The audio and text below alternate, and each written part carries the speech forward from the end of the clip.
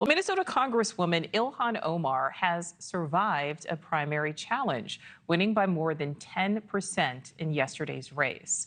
Her future in Congress was uncertain after two members of the progressive bloc known as the Squad were primaried out.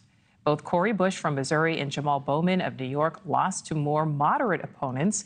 Those moderate candidates were bankrolled by the United Democracy Project. It's a super PAC closely tied to the pro-Israel group called American Israel Public Affairs Committee, or AIPAC. It was a direct response to their anti-Israel rhetoric. But AIPAC did not throw money behind any of Omar's challengers, despite her anti-Israeli positions. So let's dig into this. I'm joined by Democratic strategist and NewsNation contributor Kurt Bardella. Kurt, thank you for your time here. So Omar won her primary. How significant is that win in light of those two major losses for the Squad? Well, I think it just shows the difference of when millions of dollars are spent against you versus when the outside special interest super PACs kind of stay out of your way, that there is a path to victory. I will note that one of the things that Omar has done this year, particularly despite the break from AIPAC on Israel, is she has also teamed up a lot of times with other progressive Democrats like Congressman Eric Swalwell in advancing messages, funding ads, just pointing out the threat to democracy that Donald Trump poses. I think making those allies like a Swalwell kind of helps keep, there's a case to be made that, hey, you may disagree with her on this, but she has been a good team player. And so we'd like to keep her in this Congress if at all possible. And Kurt, you talked about all the money that went into backing some of these opponents. The Squad really has been the target of millions of dollars from pro-Israel groups. Talk about the pushback against the Squad and why there has been such an effort to push them out of office. Well, I think that AIPAC was making a point. I mean, when you spend almost $15 million in just two congressional races that are primaries, not even general election races that determine the balance of power in Congress, when you're spending that kind of money in a primary, you're sending a message that, hey, we're not going to go after all of you, but for the ones that we did, they did lose, putting you on notice that going forward, you better watch your rhetoric. And if you keep this up, there will be a funded primary next time. And they now have a track record of success to say they are very successful. A lot of times interest groups threaten things. They say they'll do things. They release scorecards, whatever. It's another thing to put your money where your mouth is. AIPAC did that. They did it rather successfully and in a way that we have not seen before. And so they're putting Democrats on notice.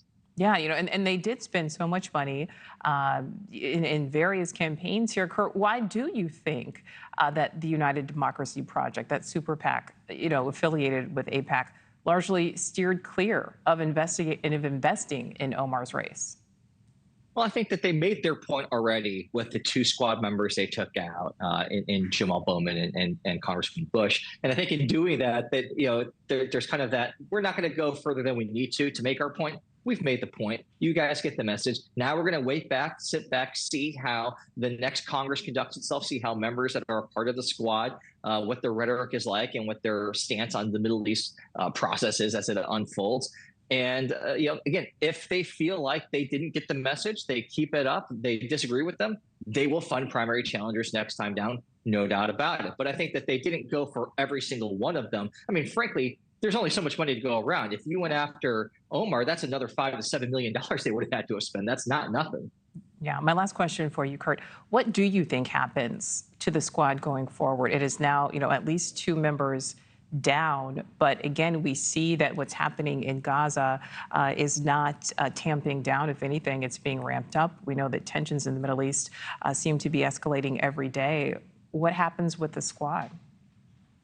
Well, I think when you look at some of those members like AOC, Congresswoman Tlaib, and Summer Lee, those are members who have also distinguished themselves away just from the Squad label, that they have been active members on the committees, particularly AOC with the Oversight Committee, Tlaib at the Judiciary Committee. They have shown themselves to be good team players that create value in other ways. I think there's a reason why AIPAC stayed away from those prolific members and went after the more, I think, vulnerable members of the Squad. That was by design. I think going forward, the Squad's going to continue to do what they do. They're going to champion the values that they believe in, as they have every right to do so, and make the case forcefully for the policies they want to see whichever administration is in office, whether it's Harris or Trump, to be there. And I also think AIPAC's very mindful of the fact that, hey, if Donald Trump were to win, this is someone who's going to have a huge outsized imprint on how Congress conducts itself, what issues they talk about. So leaving some of those members intact to maybe fight some of the battles with Trump is by design. Thanks for watching. Go to joinnn.com to find News Nation on your screen. And don't forget to click the red subscribe button below to get more of News Nation's fact-driven, unbiased coverage.